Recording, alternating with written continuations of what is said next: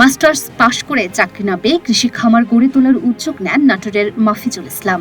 এই লক্ষ্যে সদর উপজেলার সিংগাদহ গ্রামে পারিবারিক সহযোগিতায় ১১ বিঘা জমিতে গড়ে তোলেন কৃষি খামার। সেখানে হরেক রকম ফল আর ফসলের চাষ করেন মাফিজুল। ওয়ালটনের পণ্য কিনে জিতে নিতে পারেন নগদ ২০ লক্ষ টাকা। Double million offer! Walton fridge কিনে পেতে পারেন ২০ লক্ষ টাকা। রয়েছে কোটি কোটি টাকার নিশ্চিত উপহার।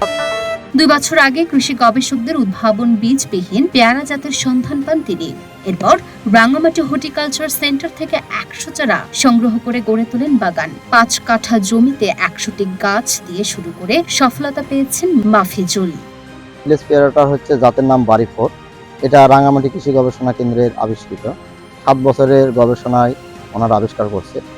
তা আমি ২০২০ সালে এটা সর্বপ্রথম বাগান করি। ওনাদের এখন গাছের বয়স ১৪ বছর হচ্ছে। এই গাছের আয়ুকালটা অনেক বেশি, ১৫ থেকে ২০ বছর বাঁচে। আর এটা আমি লাগানোর পর ভালো রেজাল্ট হওয়ার পর ব্যাপকভাবে এটা নতুন করে আমি বাগান করতেছি এবং আমার দেখে অনেক বড় বড় বাগান চাষি এবং বাগান উদ্যোক্তারা এই পেয়ারার জাত মানে তারা চাষ করার আগ্রহ প্রকাশ করতেছে এবং তারা এই জাতটি লাগাচ্ছে। কারণ আমি এই বছরই ব্যাপকভাবে এই পেয়ারা বিক্রি করছি এবং ব্যাপক চারা চাহিদা থাকার কারণে চারা উৎপাদন করে চারা থেকে অনেক টাকা আয় করছি। তাতে দেখতেছি এটা আমাদের জন্য, আমাদের নতুন উদ্যোক্তাদের জন্য এবং পেয়ারা চাষিদের জন্য নতুন একটা সম্ভাবনাময় দিক আসতেছে। জানা গেছে নাশপাতি, আপেল ও পেয়ারার সংমিশ্রণে তৈরি বাড়ি ৪ জাতের এই পেয়ারা আবাদে খরচ অনেক কম। এছাড়া পেয়ারাটি সম্পূর্ণ বীজবিহীন হওয়ায় ভোক্তাদের কৌতূহলের কারণে বাজারে এর চাহিদা রয়েছে ভালো। কৃষি গবেষকদের ৭ বছরের গবেষণায় উদ্ভাবিত বাড়ি ৪ জাতের এই পেয়ারার আবাদ ধীরে ধীরে ছড়িয়ে পড়েছে দেশের বিভিন্ন জেলায়। জীবনকাল বেশি হওয়ায় এর বাণিজ্যিক সফলতা দেখছেন কৃষি কর্মকর্তারা।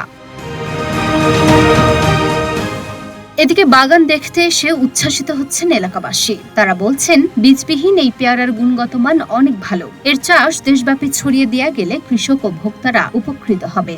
সিডলেস পেয়ারা যাকে বলে বিসিবিহীন পেয়ারাটা চাষ করতে তিনি রাঙামাটি থেকে ১০০ পিস চারা নিয়ে এসে এটা তিনি দেখার জন্য প্রথমে এটা ছোট আকারেই করেন। তারপরে তিনি ৪ বিঘাতে শুরু করেন। তো এই পেয়ারাটা যখন করে আমরা তো অনেক দেশি পেয়ারা, তারপরে থাই পেয়ারা, কেজি পেয়ারা খাইছি। তো এই পেয়ারাটা অন্যরকম, যার ভিতরে কোনো বিচি নেই। এটা আমরা যখন শতককে দেখি আমরা অবাক হই যে আসলে বিচিবিহীন পেয়ারাটা কি করে সম্ভব। পরে যখন নিজে কেটে দেখলাম, খেলাম, আসলে ভাই পেয়ারাতে একটাও বিচি নেই আর পেয়ারাটা খেতে অনেক সুস্বাদু। নাটোরের কৃষি সম্প্রসারণ অধিদপ্তরের উপপরিচালক আব্দুল ওয়াদুদ বলেন, আমরা কৃষি বিভাগ সার্বক্ষণিক তার সঙ্গে যোগাযোগ করছি, সেই সঙ্গে নতুন নতুন ফল ফসল চাষ করতে কৃষকদেরকে উদ্বুদ্ধ করছি।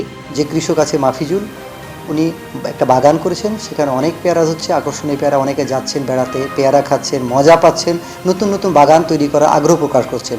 আমাদের সফলতা এই জায়গায়। আমরা চাচ্ছি এই সমস্ত তরুণ, নতুন উদ্যমী, উদ্যোগী, উদ্যোক্তা যারা আছে তারা যাতে আমাদের সাথে যোগাযোগ করে আমরা এই প্রযুক্তিগুলো তাদের কাছে দেব। আমরা চাই তারা লাভবান হোক এবং কৃষকের মুখে হাসি ফুটুক। লুনা আফরোজ নিপা, ঢাকা পোস্ট।